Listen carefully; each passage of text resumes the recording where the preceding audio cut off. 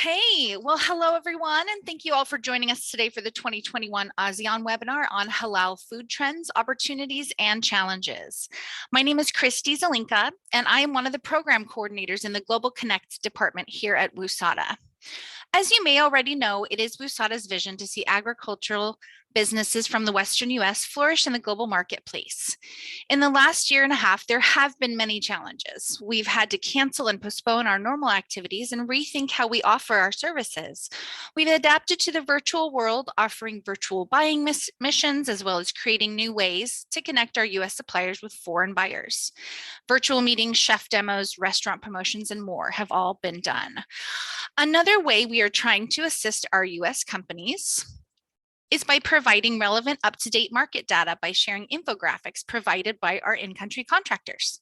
The infographics can be found on these social media platforms you see on your screen and are updated monthly. It's a great way to get a snapshot of the segments growing within a market, new trends, updates on travel, and more. Again, you can find them on our social media platforms, so don't forget to follow WUSATA. Just so everyone knows, I wanted to say this now so we don't forget, there will probably be a survey going out about the webinar that we'd love for you to take to give us your feedback. But at this time, I'm going to go ahead and welcome Dewi Hartati Surati, CEO of Waris Halal Limited, and Suraj Salman, Principal Consultant of Torch Group. I'm just going to give a quick little intro for Dewi, and Suraj, when it's your time, I will give your intro as well. Ms. Dewi Hartati Surati was appointed as CEO of Waris Halal Limited on October 1st, 2017. She holds a concurrent appointment as Director, Asset Policy and Endowment, overseeing the Waqf and Zakat functions at the Islamic Religious Council of Singapore, a statutory board in charge of Muslim affairs. Ms. Dewi has more than 10 years of experience in the halal industry. She participated as head of delegation for the ASEAN Working Group on Halal Food and MABIM's Special Technical Committee on Halal Development. She was a member of the Spring Singapore Food Standards Committee and the Food Innovation and Resource Center Advisory Panel. Ms. Dewi holds a Master's of Business Administration with distinction from University Hull, UK, and a bachelor's degree honors in food science and technology from the National University of Singapore. Okay, go ahead, Dewi, and take it away. Hi, thank you very much, Christy. To all my friends in US, good evening, and thank you for being with us today. But of course, before I start, I thought I would just like to extend my gratitude to WUSATA for organizing this event, as well as to our partner, Lieu Marketing, for linking us up with WUSATA.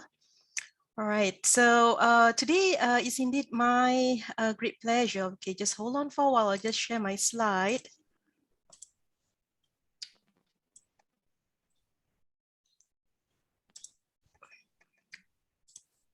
All right. Okay, so it is indeed my great pleasure to share with you more about the halal food trends, opportunities, and challenges within the Southeast Asian market. Now, my presentation or sharing will be quite a long one, but I'll try to make it as interactive. We're going to have a quick poll in between, yeah. But just to share with you what we'll be sharing, we'll start off with just a bit of an overview on halal food, especially for those of you who may not be halal certified at this point in time, but thinking of doing so. And this will perhaps give you some guidelines in terms of what should you look out for, okay? And of course, I'll share with you the trends within the halal food industry within this region and Southeast Asia specifically. But of course, Southeast Asia, is a pretty large market segment. Because of the shortage of time, for today, we are focusing on two countries. Firstly being Indonesia and secondly being Malaysia. Now, I'll just share with you why we decided to choose these two countries. Now, Indonesia is actually the most populous Muslim country, and there has been some recent initiatives to sort of expand and diversify the Islamic economy. Yeah, and of course, halal being one of them. In fact, they have also just, not just, I mean, they have passed a law, a halal bill, that mandates halal certification for both food and non-food items. So this is an interesting development. So I will share with you more about them. And of course, Malaysia is also one halal market that you should be familiar with, because Malaysia has been trying to position itself as the halal hub. In fact, they are, I would say, one of the thought leaders in this space. So it will be good also for you to have a better understanding of Malaysia. Okay. Now, a bit about what is halal. We started in 2006. We are actually a government-linked company within the MUIS group. MUIS, as per what Christy would have mentioned just now, it stands for the Islamic Religious Council of Singapore. For those of you who have not been to Singapore, we are technically quite a small country, about 5 to 6 million population in size. The number of Muslims here, we are a minority. Only about 15% of Singaporeans are actually Muslims. But having said that, the halal industry in Singapore has been rather established. Halal certification, for example, started as early as 1978. Now, if you were to come to Singapore, we are actually at this point in time reputed to be the most Muslim-friendly travel destination amongst non-Muslim countries. Yeah, so if you come here, and especially if you come here with your Muslim friends, you can have access to a large variety of halal food. And the kind of things that Waris Halal does, we see ourselves as an industry enabler for the halal industry. So you're to see on your right bottom side of the slide, those are some of the services that we provide, from international certification, training, trade link services. Okay, we try to connect Singapore companies as well as foreign companies, and also halal advisory. Okay. So these are just some of the clients. We are particularly active in, of course, in Singapore, in Asia, countries such as China, Japan, Korea, and also certain parts of Europe.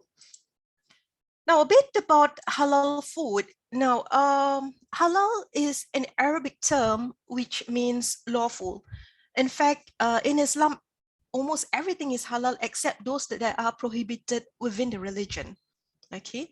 Now, if anyone were to actually pick up the holy book of Islam, we call it the Quran. Halal is always associated with another term called tayyib, or good. So Muslims are actually ordained to consume food. They are not only halal, that's not only permissible, but must also be good, healthy, and safe for human consumption. Now, halal food can be prepared by anyone, so you need not be a Muslim to be preparing halal food, as long as the food confines to the requirements of halal. Okay. Now, I thought I would just like to share with you some broad principles of lawful and prohibited in Islam. Now, typically, food that are prohibited within our religion are deemed to be impure or harmful for the human body. Okay, but of course, it is not just about why Muslims avoid non-halal food, not only because they are harmful or impure, but it was also an act of piety to show, to demonstrate that we are actually practicing Muslims. In fact, Muslims believe that if they were to consume non-halal food, their religious deeds will be null and void. And that is the reason why, if you come across, some of your Muslim friends, they are very particular about halal food. Now, the next principle I'd like to bring to you is with regards to what is mentioned here, doubtful things are to be avoided. Now, doubtful, of course, from the term itself, it's not very clear whether something is halal or haram. Haram is the opposite of halal. Okay, so it's in between. So for example, there may be certain additives, for example, like gelatin, all right? They may come from halal or non-halal animals. But if you're to just put the name gelatin itself, a consumer will not be able to know the source of the gelatin itself, okay? Whether it's halal, or whether does it come from permissible animals, yeah? So this one, just bear this in mind, keep this in your mind when I talk about the principles of halal, because this has a lot to do with how you label your food, Okay, and the other thing, the other principle is necessity dictates exception. Now, what this simply mean is that in a situation, in dire situation, where there is no halal option, okay? Now we are in the COVID situation right now. I'll just like to talk about vaccine. So in a situation where a particular vaccine has, for example, porcine derivatives, you know, that means non-halal active ingredients within it. But if that is the only vaccine that's available in the world, and it's the only one that is suitable to be used by a human being or by a Muslim, then he or she is allowed, you know, to take in that vaccine, even though it's non-halal, because it's for the purpose of survival. Okay, so that's why I thought I just wanted to share this with you, because you may come across certain exception and may wonder why, but basically in Islam, there is also a lot of emphasis, not only in terms of ensuring that what you consume is permissible, but also in terms of ensuring survival. Now, I mentioned earlier that all food are halal. In fact, the sphere of halal food is actually very wide, and those that are non-halal or haram, we call it in Arabic. And what are some of these examples of non-halal food? Okay, I'll just put it in simple, very easy for you to remember. Acronym ABCDIS. Animals that live in both land and water. So for example, like your amphibians, they are considered as non-halal. Blood, carnivorous animals, you know, like lion, tiger, so on and so forth. Dead meat, that means meat that is derived from animals that die through natural causes, or perhaps they die not because of halal slaughtering. Intoxicants, example would be alcoholic beverages, as well as swine, okay, or pork. Now, these are some general guidelines for various product categories. Of course, this is not the list is not exhaustive, but I just wanted to share with you just some general guidelines.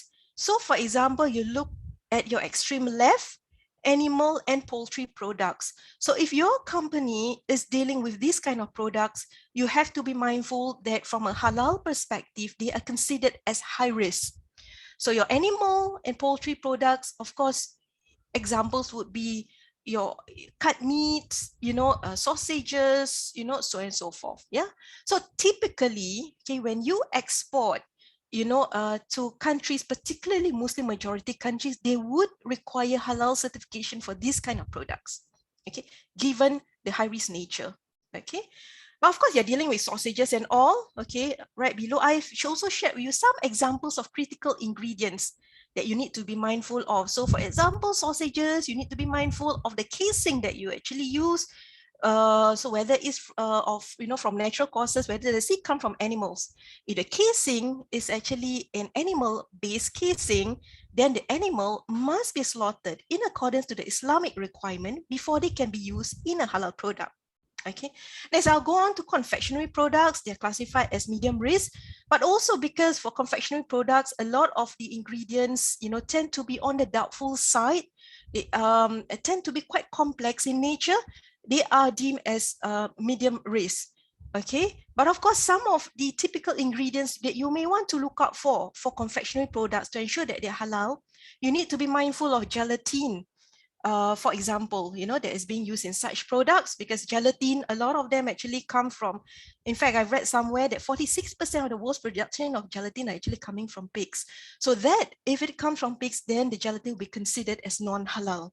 So your emulsifiers, also your E400 series, you know, food additives, this is also something you need to be mindful of, because they can come from animal or from plant-based sources. Your cream liquor also, dependent on how much alcohol in it. And L-cysteine, you may wonder why L-cysteine, because some L-cysteine may come from the human hair, and if it does, okay, then it's not halal. Okay, but of course, dairy products, I know in US, you are quite a large producer of dairy products. In general, milk is halal, But you need to also be mindful of how it's being processed, because in the processing itself, you may include definitely enzyme, for example, in the case of cheese production. So it's a question of what type of enzyme. So could it be bovine rennet? Then of course, if it's rennet, then where is the source? From what animal, and whether the animal is slaughtered according to Islamic requirement. And other types of ingredients would be stearate, flavors also, because some flavors may be non-halal. Okay. Of course, fish products or seafood products and beverage products also. In general, non-alcoholic beverages are halal. Okay, but there are also certain things that you need to be mindful of. So for example, if there are alcohol that's intentionally added. Okay, so for example, if the alcohol is derived from the brewery industry and is added into a beverage product, then it renders the beverage product as non-halal. Okay, but of course, in general, once you produce all these food, so from a halal perspective, it's not just looking at what's the ingredients that go inside the products, but it's also what's externally, how is it being processed. So you see right below, for halal products, the things that you should consider, very important, is to ensure that the products are not manufactured in a pork processing plant, or it does not come into direct contact with non-halal food.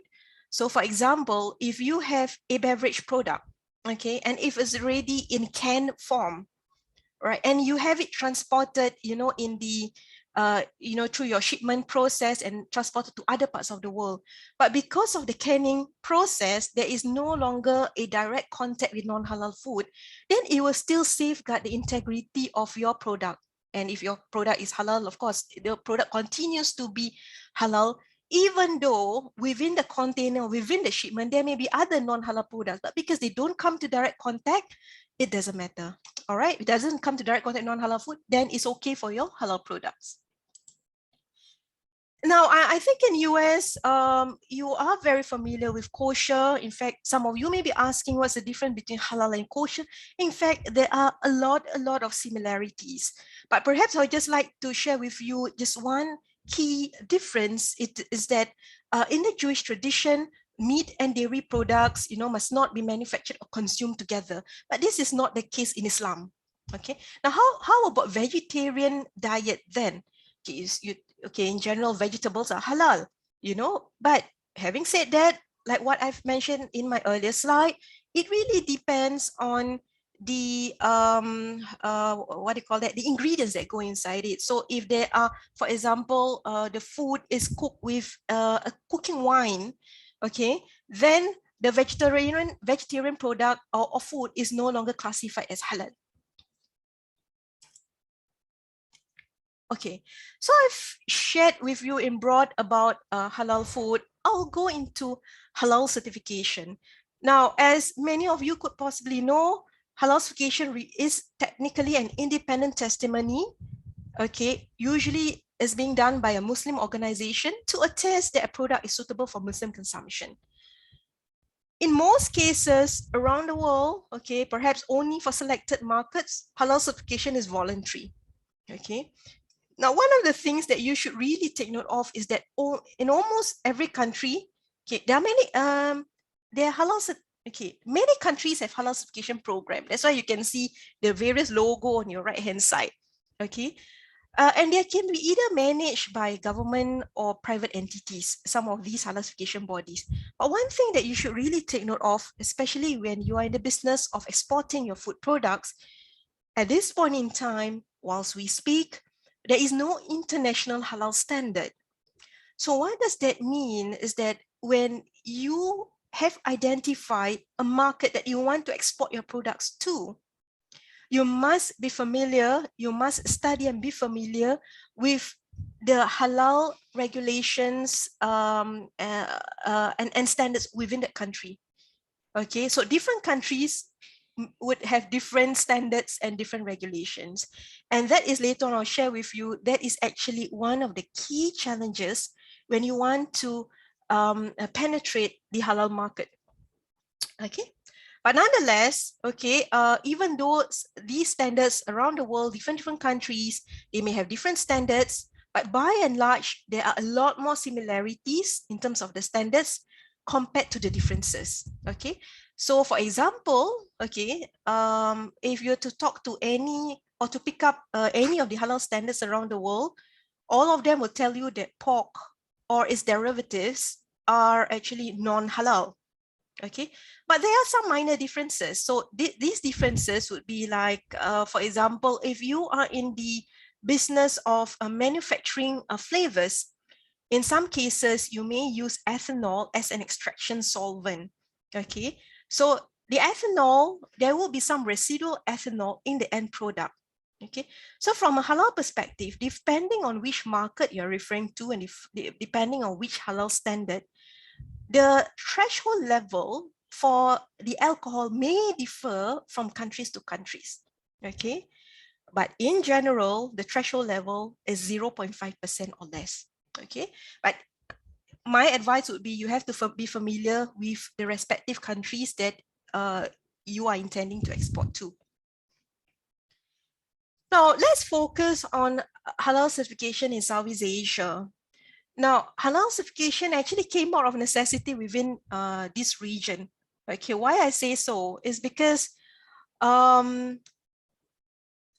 number of the companies, all right, within this region, okay, within this region, I'm just sharing with you one example of being in Singapore.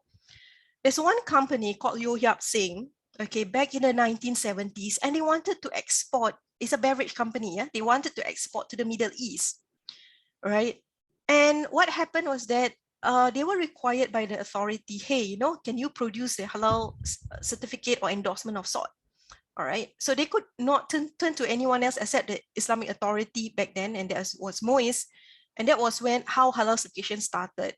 And it's the same thing also, very similar with regards to other countries, because a lot of halal certification programs started because of industry demand. Okay, now within the region as well, there are countries like Malaysia, Indonesia, and Singapore were actually amongst the pioneers of halal certification globally. Halal certification started within the region in the year of 1970s, late 1970s to 1980s. Okay, of course, what I perhaps I have not indicated here will be the likes of Brunei. Brunei also, you know, they're very active in halal. Philippines, for that matter. Philippines is just like Singapore. It's a Muslim minority country, but in Philippines, okay, it's interesting because they actually have a department under the Prime Minister's office that is in charge of accrediting halal certification bodies within the country. So that is how established they are and how active they are with regards to halal certification. Okay. Now, within the region also, one thing you may want to take note of is there have been very active G2G initiative, government-to-government initiatives to promote cooperation, exchange information, and harmonize halal standards. Okay, of course, the intended outcome at the end of it is about facilitating trade of halal products. And some examples of some of these G2G initiatives I shared here, they call it the Asean Working Group on Halal Food, that really started in 2000, as well as MABIMS. MABIMS actually stand for the unofficial meetings of the religious ministers in the BIMS countries, Brunei, Indonesia, Malaysia, and Singapore. So there is actually a committee that looks into halal cooperation within the region. Now, this is typically how the halal certification process looks like from application.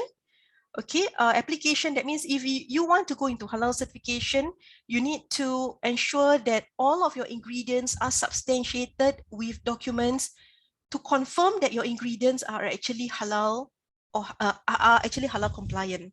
And these documents of your ingredients, they may come in the form of a halal certificate that you can get from the suppliers for your ingredients. They can come in the form of laboratory analysis report or even product specifications. In the processing of the halal applications, it's a two-step process. It typically, firstly, is a desktop audit that is being done by the certifier, followed by a site audit. Okay, and the certificate will subsequently be issued for 1 or 3 years, depending on the certification body that you're dealing with.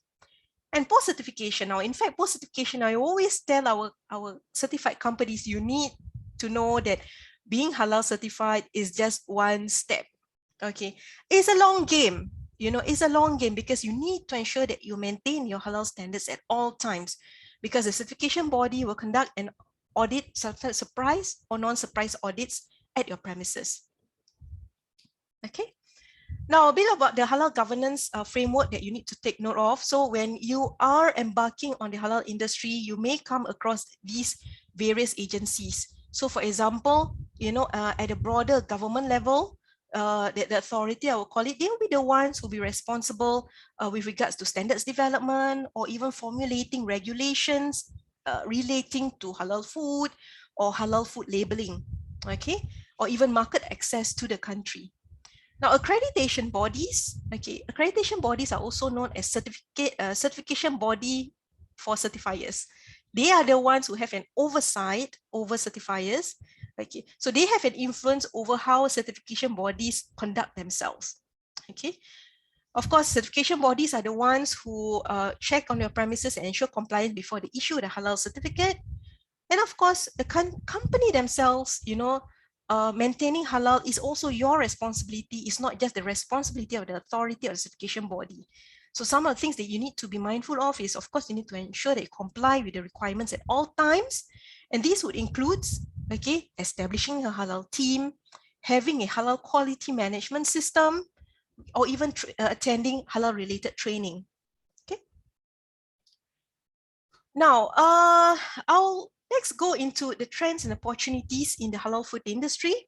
Okay, one of the things that you need to take note of is that the Muslim market is not homogeneous. Okay. You can come across Muslims, but you may think that they all think the same and act the same, but they are really not. Okay, that's why this picture is just to show the diversity of Muslims.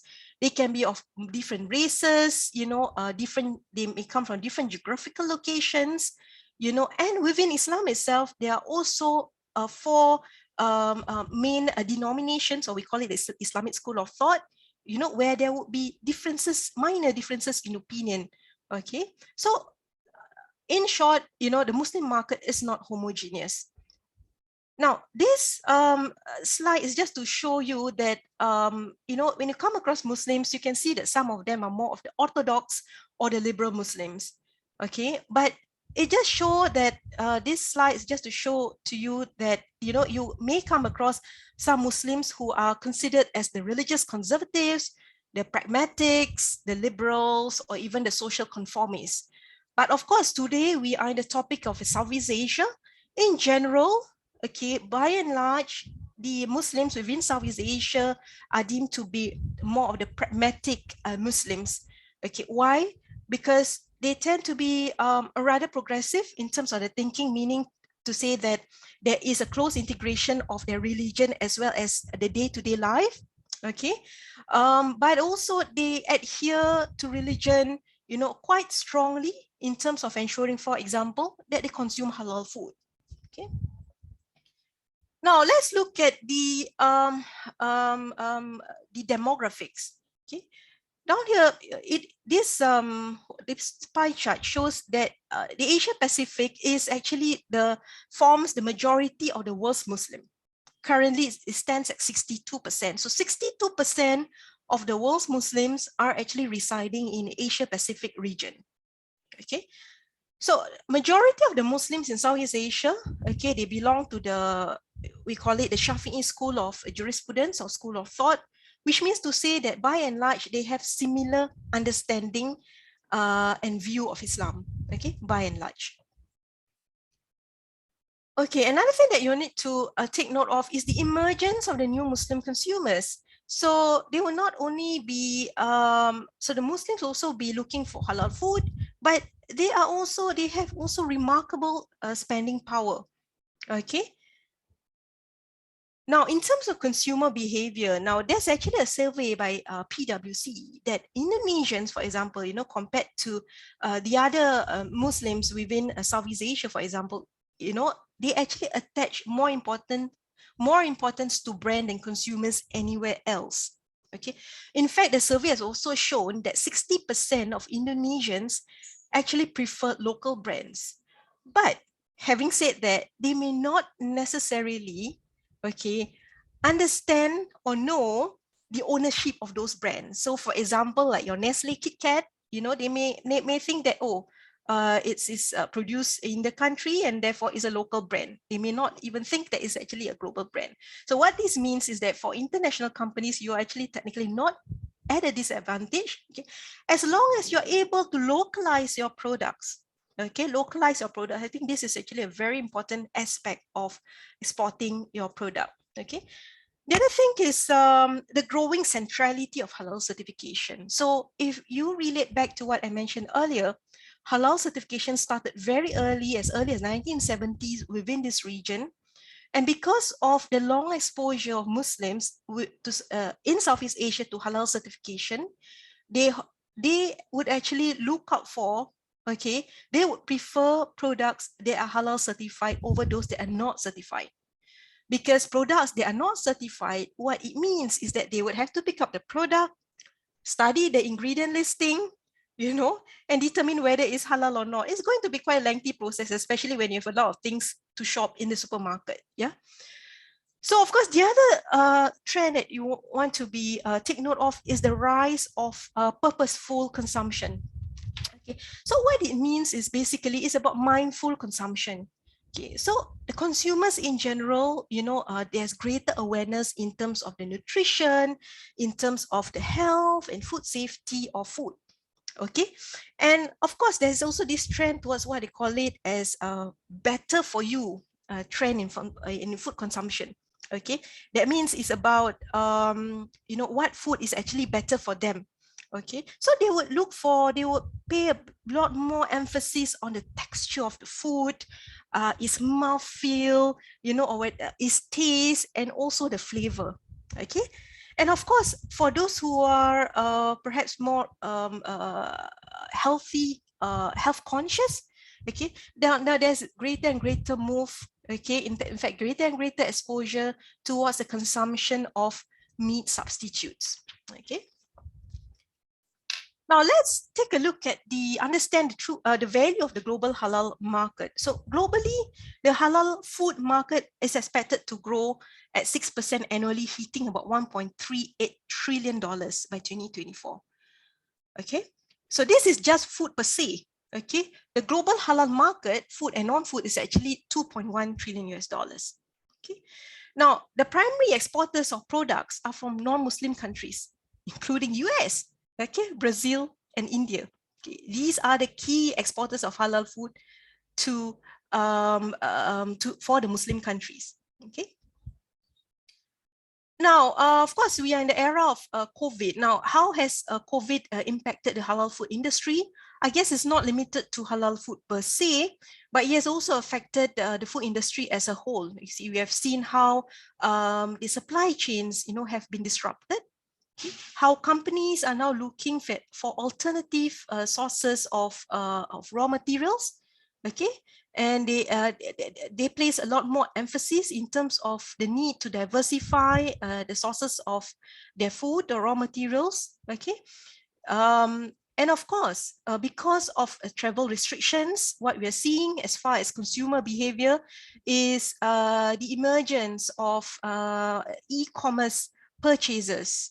Okay, not only for non-food, but also for food items. Now, let's take a look at some emerging consumer behaviors. Okay, I've shared with you the rise of the purposeful consumption. It's increasing acceptance of alternative food, okay, alternative meat, alternative proteins. Okay, food has always been, a social affair, especially in Southeast Asia. If you come to Southeast Asia, it's extremely diverse as far as not only culture, but also in terms of food. Yeah, so food has been played a very important role, and especially more so now when there's travel restrictions, So, consumers, as a whole, they still want access to, food that is not traditionally belong to their, to their ethnic group, but food perhaps, if you are in Singapore, you also want to consume Korean food or Japanese food, but you want them to be made available in your country. Okay, so there's a lot more emphasis on what do you call that, fusion food as well. Okay, of course, I talk about technology just now. Now, let's take a look at a more macro level, the emerging industry development. Okay, there's increasing complexity of the halal ecosystem. Just now I shared with you the halal governance framework, from the certifiers to accreditation bodies, authorities. Okay, yeah, and of course you have the laboratory analysis labs, so on and so forth. So all these form the different players within the halal ecosystem. Okay, and we are also seeing, if you have to read reports, there have been a number of reports relating to non-compliance to halal certification, and so on and so forth. Yeah. So because of such non-compliances, a lot of the authorities are already trying to strengthen their halal standards. Okay. Now, farm to fork traceability, and of course, I talk a lot already about alternative foods. Okay, challenges that you need to be mindful of is the increased regulations, tightening regulations, no international halal standards, as well as upstream raw materials difficulties, okay, in terms of sourcing them. Okay. Now, okay, I actually have a poll, but I know because of the limited time, I'll just go straight to my next presentation. I would just like to cover on the Indonesian halal industry. Okay. As you know, Indonesia is the most populous Muslim countries, very diverse. Okay. Now, one of the most recent developments, there's a law that has been passed in year 2014 that mandates halal certification for food and non-food products. Okay. In fact, as part of this initiative, a government agency called the Halal Product Assurance Agency under the Ministry for Religious Affairs was formed in 2017. And their role is actually to issue halal certificates, okay, and to also perform registration of halal certificate for foreign products. That means if you have US products, US-based products, you want to export to Indonesia, you must get them registered, okay, with BPJPH. Okay, and BPJPH is also the ones who will perform accreditation of halal inspection bodies. Okay, so for example, if your company, okay, is halal certified by a US-based halal certifier, for you to qualify to export to Indonesia, the certifier must also be recognized by the Indonesians. Okay, so by 2024, okay, all products that enter, circulate, and trade in Indonesia must be halal certified. Okay. Now, but how the Indonesian government has done it is they are doing it in phases. So they're starting off with the food and beverage products. That will be the first ones by 2024 to be halal certified. Okay, that require halal certification, and then subsequently it will be your medical, your medicines, medical devices, consumer goods, and all. Okay. Now, some key actors, I'll not go too much into this, but of course, there are various agencies involved throughout the supply chain in terms of ensuring halal compliance. Okay, this is the important part. Let's talk about the halal regulations. I shared with you as far as trade entry requirements, products that go into Indonesia, they must not only be halal, but just bear in mind, they must be halal certified. Okay, and the imported products must be certified by a body that is recognized by BPJPH. Okay. Now, if the body is the product is certified by a body that is not recognized by the Indonesian authority, the company will have to be subjected to an audit or inspection by the Indonesian body itself. In this case, it's actually BPJPH. Yeah. Now, product labeling. Now, halal certified products shall include a halal label. Okay, and within the halal label, there must be a logo as well as certificate and registration number. Okay, and the products, okay, that are originated from prohibited materials. Yeah, of course. So what it means is that Indonesia is so mindful that because it also has a segment of non-Muslim population who actually require non-halal food. Okay, they will still allow for non-halal food to be supplied to them. But those food items must be clearly labeled as non-halal. Okay. Now, for halal certification conditions, so for example, if you are a US company, your product is not certified by a body that is recognized by the Indonesian authority, then you will be subjected to halal certification audits by the Indonesians. Alternatively, if you are a US-based company, but you want to set up a factory in Indonesia, then the certification of your factory in Indonesia, of course, must come within the purview of BPJPH, being the halal authority. Okay. So products, okay, must derive from halal dedicated supply chain, and that includes processing, equipment, packaging, and all. Okay. And alternate use of halal and non-halal facilities is not allowed. Okay. So you need more information, you can actually access the government regulation. I've given you the source below this slide. Okay. So this is a halal certification process. It's quite standard, similar to what I shared earlier, but what you see down there, the companies BPJPH, HIA stand for the Halal Inspection Agency. Okay, because BPJPH, whilst they issue halal certificates, the ones who conduct audits is actually not them. They do actually outsource to other agencies. And Majlis Ulama Indonesia, or MUI, stands for the Indonesian Council of Ulama or Religious Scholars. Okay, so you can see that in the certification process itself, it involves very different players. And now this is different later on when I talk about Malaysia, because for Malaysia, it only involves one authority. Okay, so I thought this slide would come in handy for you as of August 2021. Okay, these are the name of halal certifiers that are recognized. Now take note that the source of this list is actually Majlis Ulama Indonesia. Okay, Majlis Ulama Indonesia is not BPJPH. Why? Because BPJPH in Indonesia, they are going through a transition. Because in the past, the certification was actually mainly done by Majlis Ulama Indonesia, but because of the new laws, they are transiting to BPJPH. Okay, but BPJPH at this point in time, they are not fully ready to undertake the whole slew of functions.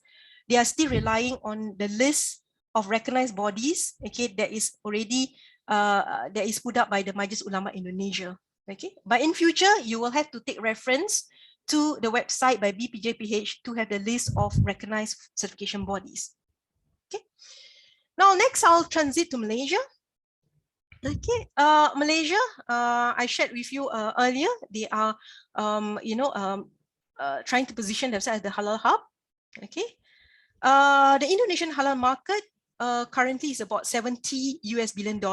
It's expected to project to $113 billion by 2030. Okay. Now, there has been a recent high-profile meat issue in December last year, where a number of the meat products that are imported into Malaysia have actually been repacked, okay, and passed off as being halal. So it actually created a big issue in Malaysia, and that actually resulted in more stringent enforcement by the halal-related agencies. Yeah, within Malaysia, it's quite structured. Okay, they have the APEX, the Halal Industry Development Council, that looks into the governance of the halal industry. And there are various agencies that are supporting that. For example, JAKIM, they are the Halal Certification Body, Standards Malaysia, that looks into development of halal standards. Okay, so Malaysia, unlike Indonesia, Malaysia doesn't have a dedicated halal standards, or sorry, halal regulations, but rather they have various regulations that actually do make reference to halal in some of the clauses. So you may want to take note of some of these regulations. Okay, and the regulations relate to, there will be control on halal logo, control on meat imports, so on and so forth. Okay, these are various standards, halal standards covering food, pharmaceutical, and cosmetic products, and some halal references, okay, that you can take note of. Okay, this is an important slide. When you want to export your products to Malaysia, you need to take note that establishments intending to produce halal meat, poultry, and related products must be licensed in a country. So in your case, it must be licensed in US. Okay, you must be a licensed factory. And your factory must be subjected to inspection by the Malaysian authorities. And these Malaysian authorities include the Department for Veterinary Services as well as JAKIM, okay, being the halal authority. And the approved establishment shall be dedicated, that's the word, dedicated to produce halal meat, poultry, and related products. Okay. Now, the halal certificate, okay, shall be issued. Okay, so for imported products, okay, the halal certificate must be issued by a body that is recognized by JAKIM. Okay.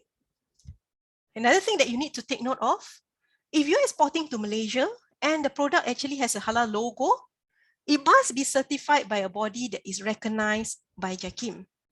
Okay. And products that are recognized by JAKIM and bears a logo, the logo must state the name of the certification body. So it cannot be just a generic logo, halal, and with a circle around it. There must be a name of the certification body. Okay. So here are the list of US-based recognized halal certification bodies, okay, that we have extracted from JAKIM's website. Okay. So I've come to a conclusion. So these are just some summary, okay, that sort of differentiate between Indonesia and Malaysia. Indonesia compulsory halal certification for food and non-food products. Malaysia is voluntary, but it's actually compulsory if you're dealing with meat and poultry items. Okay. So here, just this is my last slide. Some useful tips. Okay, study the market before you export. Now, point 3 is something that I would always emphasize to our clients. You must always engage the relevant authorities. Engage, engage, and engage. Engage before you are halal certified or before you export, when you export, and even after you export. Okay, very important, because there will be changes in policies that you may not know of, but through your engagement, you will be more apprised of these development. The last one is something that a lot of people don't talk about, but to me is very important. Okay, you need to be mindful of how you label your products. Okay, so for example, your products may have certain ingredients like lecithin, mono and diglyceride. So these ingredients, they are classified from an Islamic point of view, they are classified as doubtful because it really depends on whether are they derived from plants or animal origin. So if your product is halal certified, it's a halal logo, but your ingredient listing just state lecithin, the consumer look at it and the consumer will be confused because the consumer say, hey, it has a halal logo, but I'm not sure, whether is it really halal or is a case of misuse, because I see that they are using lecithin, which is actually doubtful. Remember going on earlier, I mentioned that Muslims are required to avoid things that are doubtful. So in these such situations, when they are in doubt, they are advised to abstain, not to purchase the food. So if you are involved in food labeling, okay, my advice to you, when you label your products with these doubtful ingredients such as lecithin, mono, diglyceride, ham, gelatin, these are some examples, make sure that you put in the origin. So for example, soy lecithin or plant-based mono and diglyceride. This helps to reduce doubt in the minds of your consumers. Okay. So I know time is very short, but if you have further queries, I'll be more than happy to take them at the end of this session. Or alternatively, you can always email to me. Thank you very much. And next, I'll hand it over to my brother Suraj.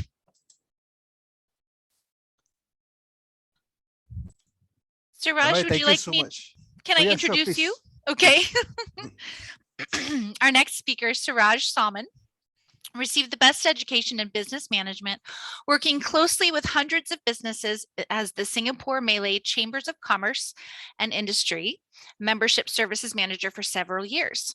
During that time, he has established a strong network of government officials and business owners, both locally and regionally. Currently, he handpicks a few businesses to coach and mentor towards success. Suraj, with his company, Torch Group, has facilitated business mission trips to the UAE, Philippines, Malaysia, and Indonesia successfully. The Johor Business Mission, which hosted a total of 47 participants, was also the highest recorded by the Singapore Malay Chamber of Commerce and Industry. He also brings clients to Penang, Kuala Lumpur, and Sarawak to have business matching sessions and site views to set up their businesses. In addition, Suraj has set up various companies in the region and is a member of the leading regional trade chambers. He is the chairman of Kuala Lumpur International Chamber of Commerce and Industry, Singapore. Mr. Siraj is also an ACTA certified trainer and a practicing management consultant, accredited by Enterprise Singapore. Go ahead, Siraj. Thank you. Thank you so much, Christy. Appreciate it a lot. I will tell my copywriter to reduce my introduction. That was quite long, actually.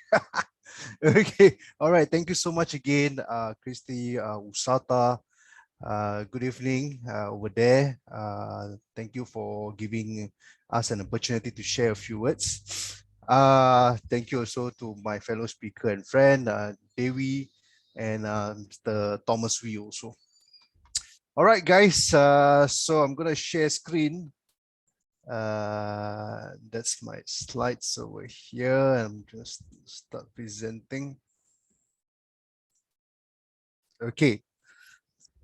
So there you go. Today I'm just gonna share a bit. Probably got about 15 minutes or so on exporting to ASEAN. So just now we have heard quite a very comprehensive sharing by my friend Devi, but definitely you guys got to book a session with her, get her consultation, and because there's a lot of more things, but definitely due to time constraints. Similar with my presentation again also, time constraints, I'm just going to share very briefly. This one has been shared, so that's okay. Something about Tosh Group, we do online B2B matching, manpower agency, facilitating startups and also SMEs in the region or small medium enterprises. So now first of all, ASEAN. I'm just going to cover a bit broader, then I'm going to narrow down. So on a macro level, ASEAN is established in 1967, where most of us gotten their independence, our independence. And so they decided to bind together. And then, which as it progresses, there were a couple more countries who came into the picture also. So there you have the map of ASEAN from Myanmar to down south Indonesia. All right. And if you look at it, you can see right at the tip, Singapore is actually all the way connected by land to Europe. Yeah, so that's how extensive. And Singapore and Indonesia is also the nearest port, I would say about 40 minutes ferry ride. Okay. So the main investors in ASEAN region is actually one of the key is European Union, definitely collectively, European Union. Singapore itself invests a lot on ASEAN, being one of the central markets. USA definitely substantial, and also you have Japan and Hong Kong. Just to get a bit of an overview. But one thing that I need to also share that ASEAN is not as ASEAN is not European Union. Definitely, for one, we don't have a common currency. All right, and we have diverse backgrounds. We don't have an ASEAN Parliament. We don't. We tend to take a approach which we do not interfere in each other's political affairs. I'll explain that a bit later. So, and as you see over here also, the ease of doing business, starting a business. These are a few indexes, international indexes, talent competitiveness, innovation index, and they can be quite diverse over here also, in various ways. You see, so it could be essentially easy to do business in Singapore, Malaysia, but a bit more challenging in other ASEAN countries. And so on and so forth. So there's pros and cons. That's why you cannot always identify ASEAN. Now ASEAN is different from Asian. Asian will include the India and China and Japan, but ASEAN is the Southeast Asian nations. So that's where you have ASEAN countries having various systems. Now, but then again, having said that, should you not go to ASEAN? Well, there's 640 million of us spread across about 125 million households. 60%, and this is quite interesting, is 60% of them are below 35 years old. I already fall into the 40% bracket. So I'm a minority of minorities. But yeah, there you go. These are younger guys, and they are, as I will mention later on, also skilled labor, educated people. There's also, as you can see over here, annual household income, which is increasing from $10,000 to 25. You have from the 70% as $10,000, and 30% actually spread across quite wide from $25,000 to $95,000. And this is again spread across ASEAN. So there is what I'm trying to drive over here, a rise in middle class. Okay, so we might ask, why ASEAN also? No. Why do we want to go ASEAN? So, ASEAN's GDP is actually growing from about 3 years ago at 2.9 trillion, at the fifth largest, and it will estimate to be 6.6 trillion in now probably about 8 years, 7 to 8 years, in 2030 to be the fourth largest after USA, China, European Union, and ASEAN. There is also, like I mentioned just now, the rise of middle class. Now, why is the rise of middle class very important? Because the rise of middle class determines the consumer index or the consumer demands. When you have more people who have purchasing power, we're not talking about, because I don't think no one's heading up LV over here, right? Or Prada. So we're not talking about, ultra luxury items, but we're talking about day-to-day FMCG things you put in your mouth, or you eat. You need the middle class to be strong. So there is an increase in middle class. Another thing also is the abundance of young and skilled labor. As I've shown the stats just now, 60% of us are below 35. And now abundance of young labor is not enough. So there's young and skilled labor. ASEAN has been driving manufacturing and technology revolutions, and we have recognized that an important part of it is skilled labor, people who know about precision engineering, people who know about aeronautics. So you have this young and skilled labor over here. And to be frank, again, a bit diverse because of the cost of living. So you could get slightly expensive manpower costs in Singapore, but you will get a fraction of that cost in Indonesia. And what I find is it's the people over here are railing, they have the desire, the enthusiasm to do well. Digital economy and disruptive tech. There's an average of 4 million new internet users per month over here. That's quite high for instance, about per month basis. Although in certain parts of the world it's already saturated, but here it is still growing. Ownership averaging about 147 mobile phones per 100 people.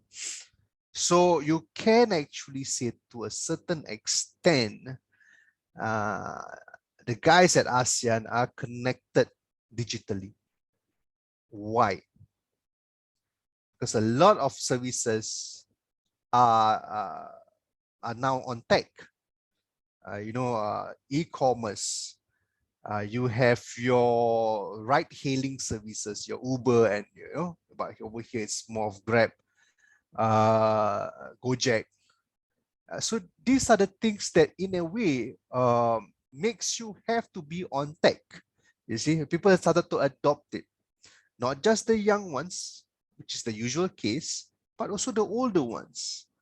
Mobile phones are relatively cheap in a way whereby, I mean, if you talk about Samsung and iPhone, probably they are higher end ones. If you talk about Xiaomi, the rise of the China-made mobile phones, it's widely accepted and utilized in ASEAN. So you talking about you getting a mobile phone that is, you can get a relatively fair smartphone in Singapore. China-made Xiaomi at $100 US, you know, some models even lower than that. So it becomes more affordable for the people. Infrastructure and intelligence system. So this is, you guys are exporting. One very important thing is shipping. You know, very important.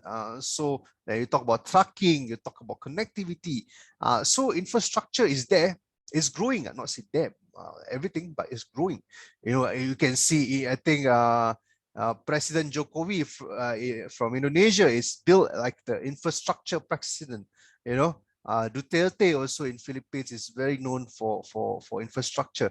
So, you know, talking about connecting, because you see Philippines and Indonesia, it's they call it a land of 1,000 islands. You know, for Indonesia, actually, there's 17,700 islands in Indonesia. So to connect them is definitely not easy. But they have started doing that. You know, like for example, the direct link from Bandung to Jakarta, a new highway, a new expressway. So things like this are growing, and also intelligent systems whereby, you know, you have smart homes that are coming into. You know, COVID actually also posed a silver lining, you know, whereby you have all these trackability apps that the government is using and enforce its people to use. So, you know, people became more adaptive to QR codes and, you know, Bluetooth technology and stuff like that. Okay, so now, by now, okay, we have the desire to go ASEAN.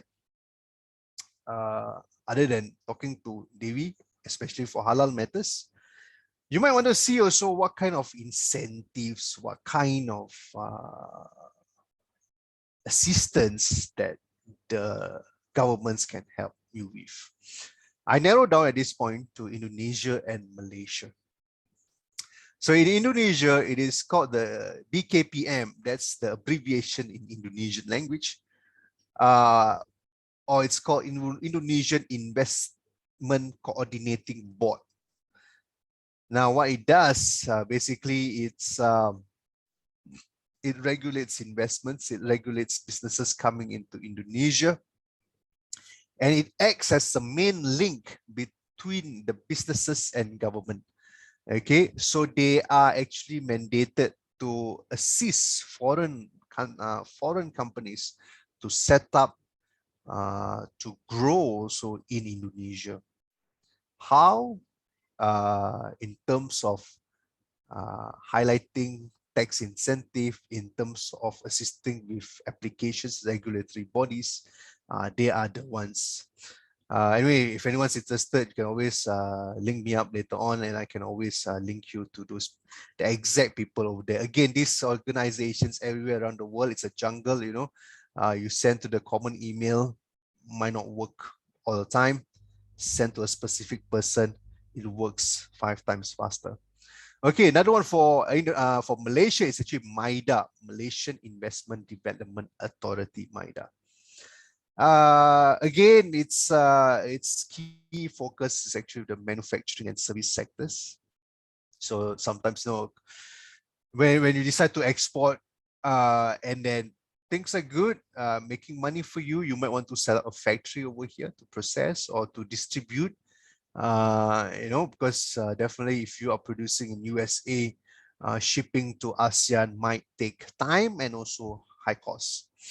And this is where these people can come in to assist you guys with the lesser developed areas program. So you have like, they don't, I mean, for a factory, you might not need to be in the central city. You can actually be a bit on the suburbs or off, you know, and they can give you certain incentives because you assist in their development of these areas. and also tax incentive, tax holidays. Okay. All right. So what can we do, or where, I mean, you want to do some kind of market tests, research. So there are, pre-COVID, there is a bustling scene of exhibitions in ASEAN. And looking at how the travel lanes are opening up, all the leaders are pushing for borders to be open. You can only see these exhibitions to thrive back again in 2022. Else, they also have virtual platforms which they developed for 2020 and this year. So what I would like to highlight over here is like Malaysia Halal International Showcase, MIHAS, which typically happens in September 2020 every year. So this is a place where it's big, it has your mainly focus on halal food or halal pharmaceutical medical devices, things like that. Malaysia International Food and Beverage, a trade fair again. It shows more on agriculture, produce, processed food, and even packaging options. In Indonesia, we have food as a seller, so as a buyer. You can look at Food and Beverage Indonesia. That's actually going to happen in March 2022. And Food and Hotel Indonesia is actually an international standard exhibition whereby they actually travel around ASEAN. There's Singapore version, there's Indonesia, in fact also in Middle East. So Food and Hotel Indonesia actually attracts a huge crowd where you can potentially meet your buyers or sellers also. Okay.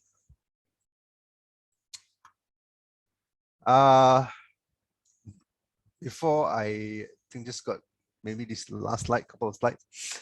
So I want to tell you about the business environment. Again, Christy, if I'm running out of time, just holler out because I don't see the message chat, and things like that. So yeah, that's the best way to ask me to stop. We should be okay. Should still be some time for Q&A. Yeah. Oh yeah, sometime. Oh, okay. All right. Okay, so connectivity. Land-wise, it's connected. Okay, trucking can occur across lands, but I would say that it's rare that people truck from Europe to Singapore. But I would say from Thailand, definitely, people are moving. People are trucking their goods down. Air, various international domestic flights across ASEAN.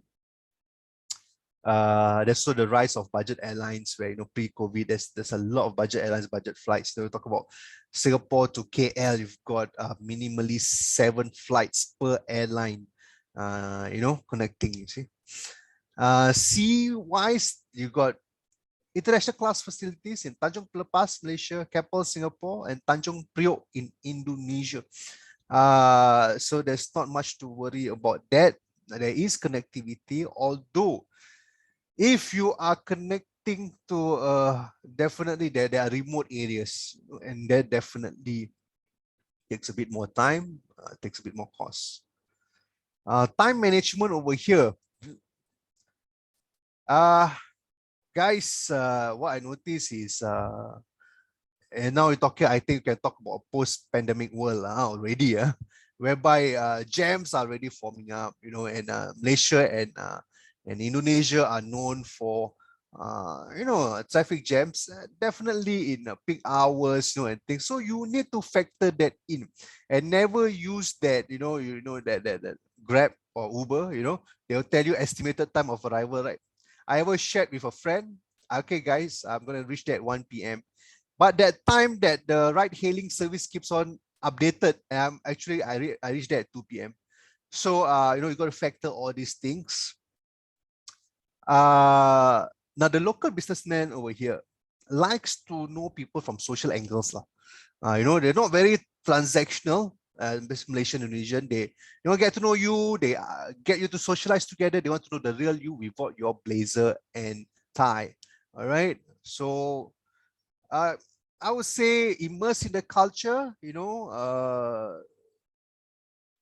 I would say don't come as an American, come as a global seller, global businessman. Now, in today's context, it's not about being a Singaporean, American, Indonesian. Come in as a global businessman. Political, it's wide ranging. We have Brunei as a monarchy. You have the rest mostly a democratic state. You have Vietnam with communism, and you have Myanmar now ruled by the military junta. So wide ranging. Just for information, expected general elections in Malaysia 2022, in Indonesia 2024. Now, this can be a bit divisive because the population is, I would say, generally passionate about their leaders. You have people who really support a certain party, and things like that. So, guys, best to be politically neutral. A case study, AirAsia actually painted the ruling party in Malaysia was actually I would say the blue color, simple blue color. So, and they are red. So for that, or nearing to the elections, they painted it blue and took a photo with the then Prime Minister. Shock loss for the ruling party, and then it became, for AirAsia, it became a bit of a sour taste in the mouth, where you showed your political allegiance. And things. Better to be politically neutral, especially when you're getting to know people. Social-wise, consumers in all capital cities are similar, to be frank, from Jakarta, Singapore, Kuala Lumpur, Bangkok, they're similar. We're all connected by Instagram. I know what an American is eating. I know what a Swedish person is eating. And I want to try that food also. So that's where you know what each other is having. So you want it. When you don't know, you won't want it, right? But when you see a PS5, although I don't afford it, I might still want it. Okay. So on one aspect where Malaysia drives itself as a halal and Muslim majority country. They take pride in that. They, again, as a say, when I observe the industry, Malaysia actually takes its effort to certify, or it can certify a wide range of products, pharmaceutical, food, sometimes utensils, and things like that. Indonesia actually projects a more secular image, more diverse. They speak a lot of languages, especially the native languages. English is widely understood, but might not be spoken. Okay, capital cities as usual, slightly better. Now in Indonesia, they speak a lot of bahasa. Chinese, Malays, Indonesian, Indians in Indonesia. If you are born in Indonesia, high chance you speak Indonesian. Can they speak English? Some of them can. Most of them can understand.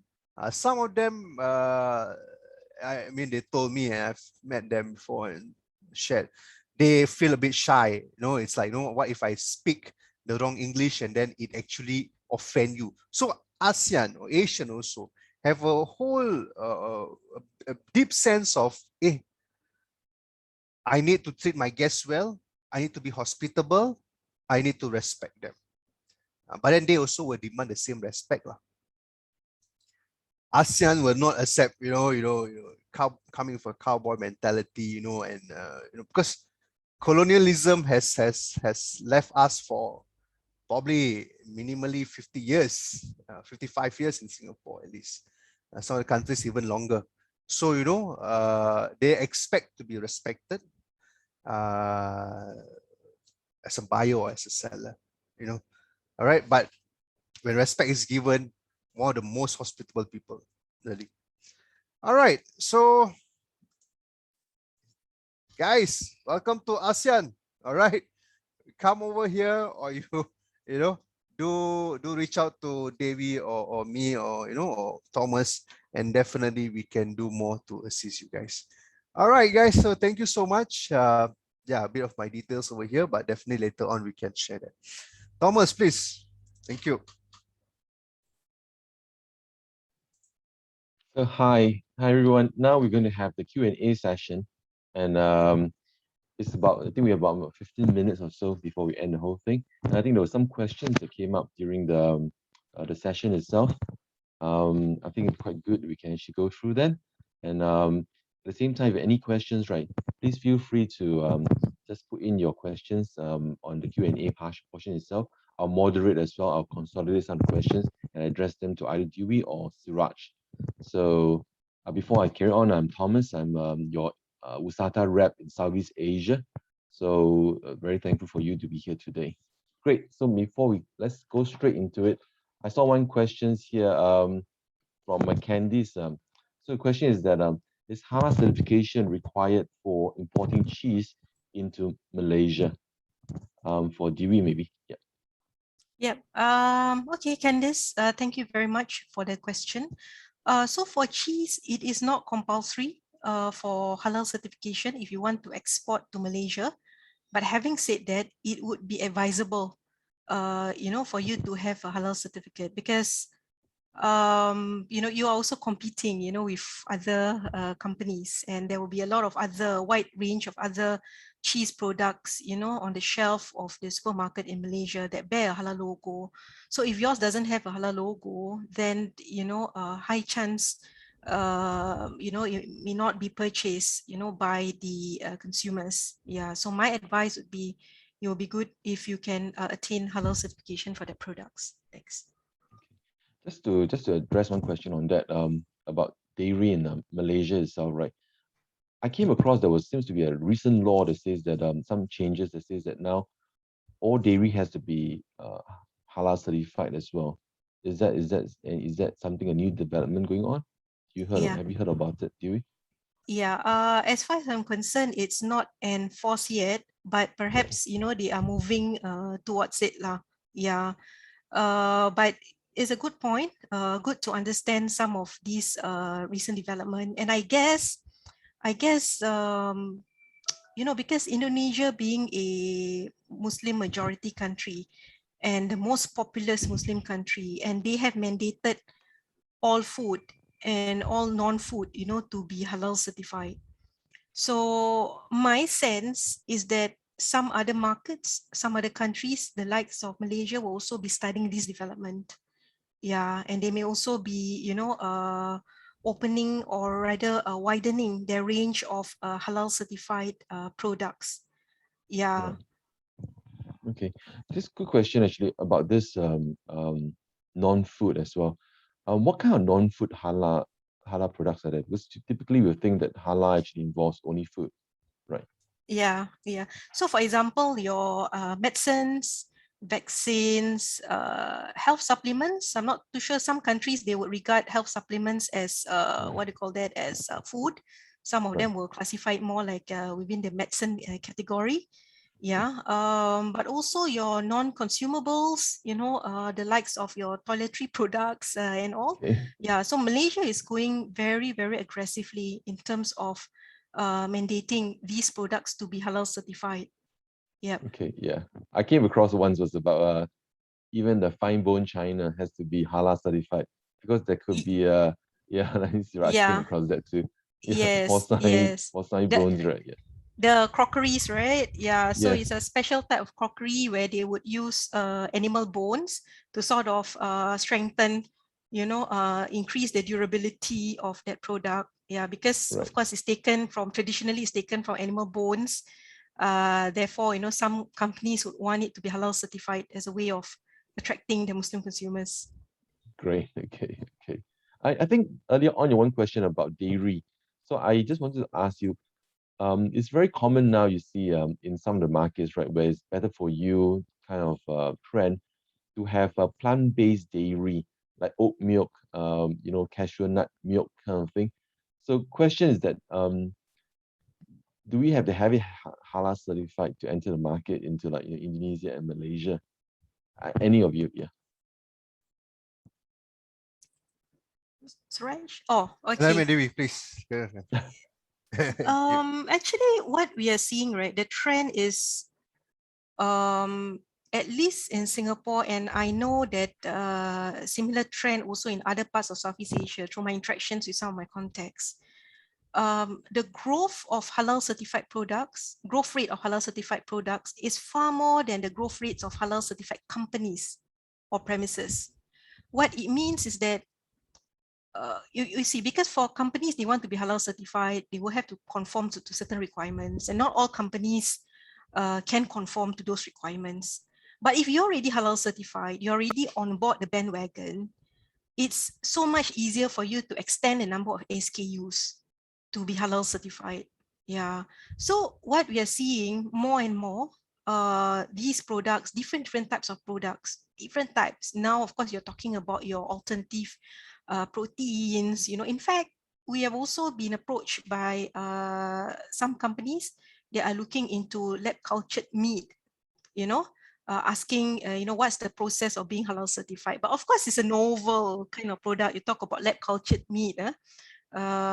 Firstly, for the certifier, they need to understand the process that goes into it before they can certify. Yeah, but we are seeing different types of product, very novel ones. But I think this is going towards the right direction because you talk about alternative meat, alternative proteins, not only for food security, but it's also for health reasons. Yeah. So so those are some of the trends in terms of the products that we certify. So in fact, I was doing some research back in those days, in the 80s and 90s, the kind of products that were certified. It was much simpler, right? Like your crackers, like some of your sauces, those kind of things. It's much simpler. But now, because, our palate, maybe because consumers as a whole, like people around the world are generally more well-traveled, they are more exposed to the different type of food and flavors. Yeah, so they also want different types of food to be halal. So right now you're also seeing the ready-to-eat meals, convenience food, flavors and all. Yeah. Good. I can follow up question on that, but I see another question as well coming up. Was about, I think it goes back to what you shared earlier on in the production, right, of a food production. There's actually a use of alcohol in one product, but there's none in other items. So do you need to be certified for the other items as well? Okay. Firstly, it really depends on which certifier that you're talking to. Some of them would require a halal dedicated facility. By halal dedicated, that means everything must be halal certified, but there are not many of such standards that require every products to be certified a truly halal dedicated facility. For reasons being, it is almost, I would call it, sometimes it's not, from a business point of view, it's not viable to have every product, to insist for every product to be certified halal. More so, when just now, if you recall one of my earlier slides, we say that the largest producers of halal food are actually coming from non-Muslim countries. Right. So if you want to expect that all of the food within the company, all products to be certified halal, then it's not feasible. Yeah. So majority of the halal certifiers tend to take a more pragmatic approach. So relating to this question by Candice, whether you have to use alcohol in one production line and then other production line will not use alcohol, I would say that the certifiers, including MUIS, in the case of Singapore, actually allow as long as there is no cross-mixing of halal and non-halal. So in other words, you need to be mindful in terms of your, when you do batch processing. So if you're, for example, dealing with product that has using non-halal, flavors, then that must be separated from the ones that are using later on when you certify or produce halal certified products. Okay, yeah, so there need to be proper cleaning in place, all right, between one batch versus the other, just to ensure there's no cross-mixing of halal and non-halal. Okay, that is in relation to alcohol, because alcohol from a halal point of view, it is, by alcohol I'm referring to ethanol, usually in the food process. So if in a plant you have products where certain products have halal, okay, maybe because the level of alcohol is rather low, and then you also have products that are non-halal, maybe because the alcohol level is quite high. Like what I mentioned, it is allowed by a lot of certification bodies.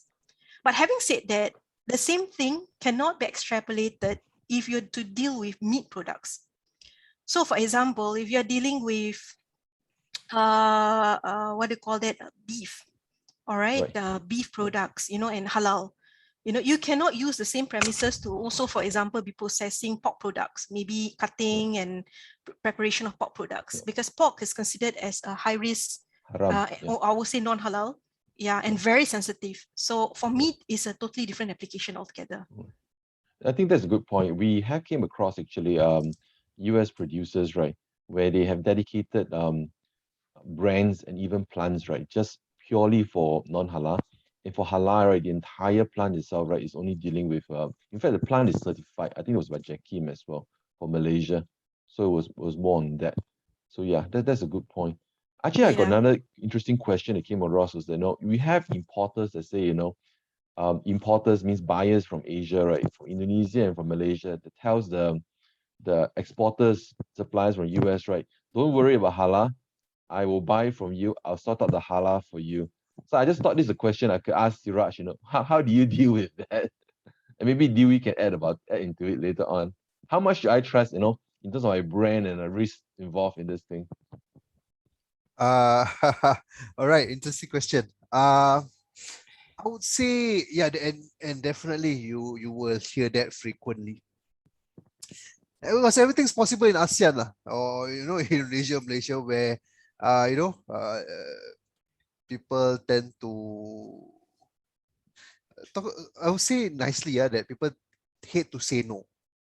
Why? Because it represents an opportunity, first of all, and they're aggressive. They are enthusiastic. So no, cannot say no. There must be a way. So I'm going to say yes. I would say you can do this kind of things.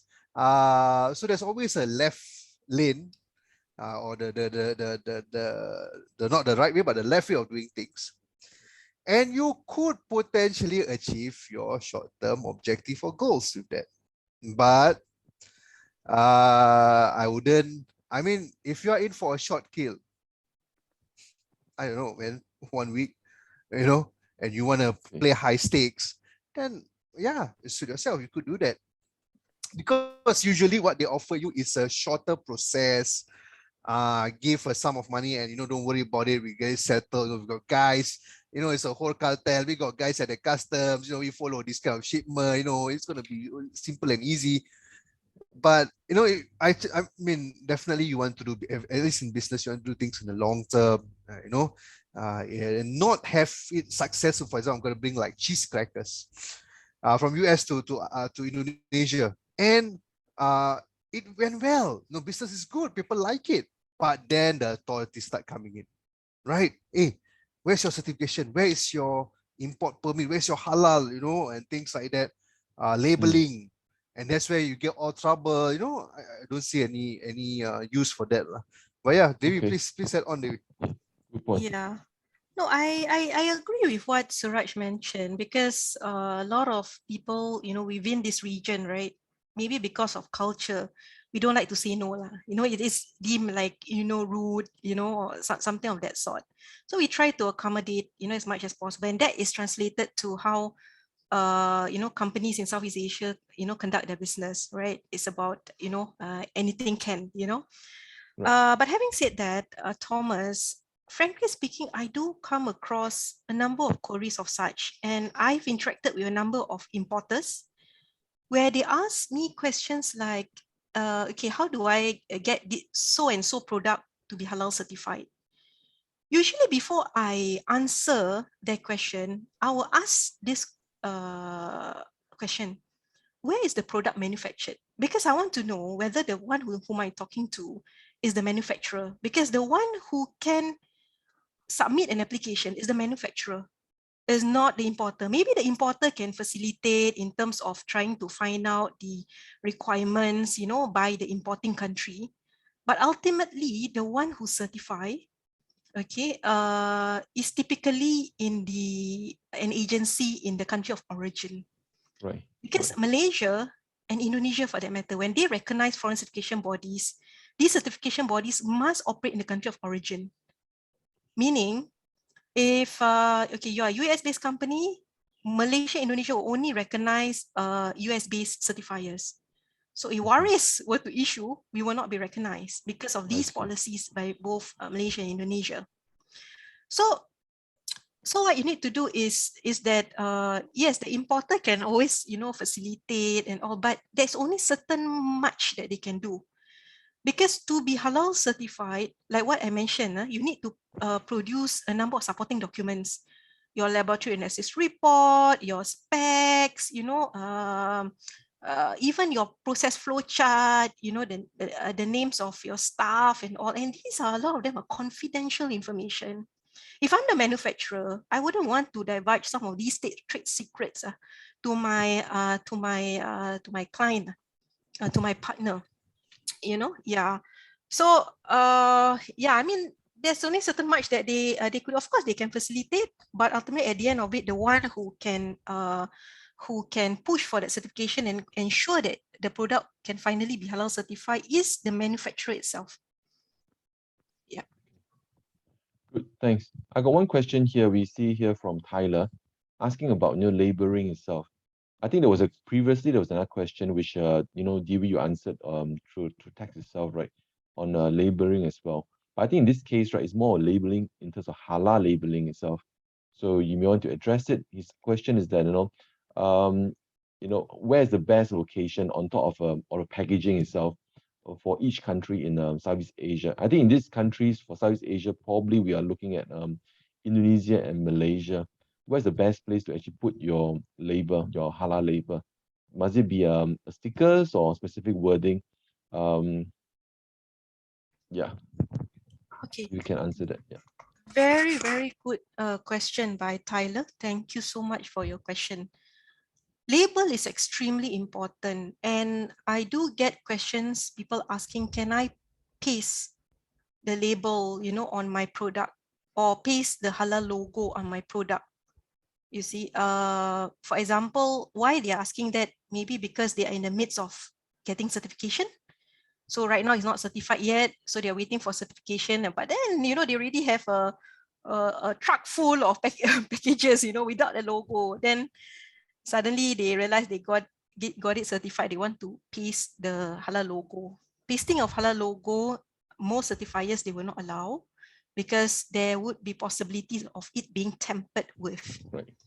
So that's one thing, is being tampered with. But another thing that would be more serious is somebody remove the halal logo on your product and paste it on some other product. And that happened in Singapore. Sometime in 2006 or 2007, thereabout, there was a viral issue of a halal labeled pork product in Singapore. It was it was under the name of one of the big supermarket companies. But what they don't realize that actually it's a case of somebody removing a logo from one product to another. So that was really a classic case. Then we realized that, hey, we cannot allow for products the logo to be pasted. So that is relating to pasting of pasting of logo. Another thing is in relation to, okay, so if you have cartons, right, and then within each carton you have single packages, single products, right? Right. Then do you just label the carton because perhaps it's more cost effective, as opposed to not labeling, because I don't want to label the single items inside? But this is something later on downstream, certifiers always have a lot of issue. Okay. I've been in the halal business since 2003. I've seen a number of cases of non-compliances. Okay, why I say non-compliances? Okay, when companies are certified halal, by companies now, I'm talking about downstream here, downstream at the restaurant level. Okay, of course, upstream, you have all the manufacturers and then you have all these packed products, and then it's sent to the respective F&B retail outlets. What happened is that when these retail outlets, perhaps they get certain things, let's say in maybe in 2 or 3 cartons, and then they remove the carton, peel it off, and then they throw the carton away, and then they just keep the individual product, Correct, in the But the silver problem is foil that, pack kind of thing. Yeah. yes, but they don't bear any label. So when the halal authorities go in and then they say that, hey, what product is this? How come there's no label? How do I know? How can I ascertain that the product is halal certified, or whether the ingredient that you're using is the same one that you declare to us? So then what happens is that as a result of these issues, frankly, I've actually removed a number of certificates. We have suspended a number of certificates issued to some of the F&B outlets, which may not actually be, They are actually halal, yes, just actually halal, unfortunately but because of that, because they are unable to convince us beyond reasonable doubt that the ingredients are actually halal. So my advice usually, and in fact, we also as even the halal regulators usually, we try to inform also the importers and manufacturers. Be mindful, see what goes on downstream. It has a lot of impact, because if the F&B company that's halal certified, the certificate is revoked just because of an issue of doubt, that, the issue of traceability, we call it issue of traceability, then what happens is that then they will not get their product from the manufacturer anymore. Right. So ultimately, at the end of it, is always an issue of traceability. Traceability is always the most important thing for halal certification. We must be able to trace from the product itself to the documentation. Yeah. Thanks for that. I think that's a good point. Just for all the exporters, right, from US exporter, do note that, when the establishment like QSR, quick service restaurants, right, if they are halal certified, right, all the ingredients must be halal certified. So if you are supplying ingredients itself, right, you have to make sure that your ingredient going into it is halal certified. And this includes like bulk items that repack into smaller packs itself. The items, once it's repacked in, let's say in Malaysia or Indonesia, right, after it left your factory that's halal, once it's repacked, right, it has to be repacked in a halal facility as well. Otherwise, it's not considered. So this is actually something to think about. But coming back to Tyler's question itself, right, I think other than using USDA technical specification, do reach out to the FAS offices in the embassy, the US embassy, each country. So we know them pretty well over in KL for the FAS office there, and also in Indonesia. These will be your best resource in terms of getting certification, halal requirements question for that country itself. Reason being that they are here to, you are taxpayers and they are there to help you to, ensure that your product get distributed properly and certified in the country itself. They'll be there to help you to answer any of the questions that you may have. So please do reach out to them and ask for resources there. And if you need help, you can go to your WUSATA reps, WUSATA itself, or even us to help you in that case there. And there's actually no cost to it. So the embassy is there to help you in these areas. Okay. I think we are about to wrap up. I think now it's pretty late for our attendees. So I just want to ask any last points you want to bring up. Maybe you can leave with Siraj. You any questions or anything you want to just share with the attendees here? Okay, sure. Thank you, Thomas. Despite whatever obstacles or hurdles, I think you shouldn't put off any plans to enter ASEAN. You should proceed. I personally believe that ASEAN is the pot of gold, in terms of consumerism, in terms of the need, in terms of demand. So everywhere else seems to be matured and aging. I'm trying to be, I'm neutral for that matter, so yeah, guys, but please come, but before you come, do your homework. In any case, do your homework, check out regulatories, check out things, send emails, get connected on LinkedIn. These are tools nowadays that are so widely used, and yeah, use them. And definitely you have friends over here, so send emails, stuff like that. All the best. Thank you, Thomas. Okay, thanks. Dewey, how about you? what I'm going to say is related to my last slide is to engage. Yeah, engage the relevant authorities. This is very important, right? Whether authorities are dealing with food safety or halal and what have you, whatever that is related to your product. And this engagement is very important because, myself having been previously, as a halal regulator, I always value the time when I always value the experience I have when the company approach and tell us that, hey, we want to be halal certified. We have not set up a factory yet. We are in the midst of doing so, but can we go through with you the process flow just to ensure that everything is falls in place? And then they actually, what they do, they update us as they go along the project milestone. Frankly, we truly appreciate that because it also cultivates that relationship. Yeah, we also understand as a part of regulator, they better understand the industry. It's very important for them to understand your product, and your company, because they'll be able to also share certain advice in case you encounter certain issues. And you also have to understand that some of these certifiers, they may not really know your product, especially if you're talking about novel ones. So it is your responsibility to make them understand. Once they understand, it's easy for them to certify. Yeah, and throughout the process, don't just show your face before you're certified. During, of course, you have to be around, but also after, because ultimately at the end of it, what regulators look out for is commitment. Okay, because for example, if you come into any issues where, maybe it happened to not comply with certain requirements, usually the regulators will take into consideration the level of commitment, on the part of the company.